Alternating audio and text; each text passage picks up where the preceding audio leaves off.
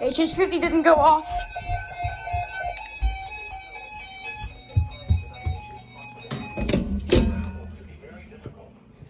The hazardous conditions could impact the morning or evening commute. Monitor the latest forecast for updates on this situation.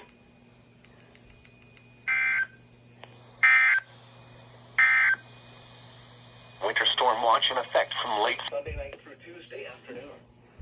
For Perry, Jackson, and Benton counties, heavy mixed precipitation possible.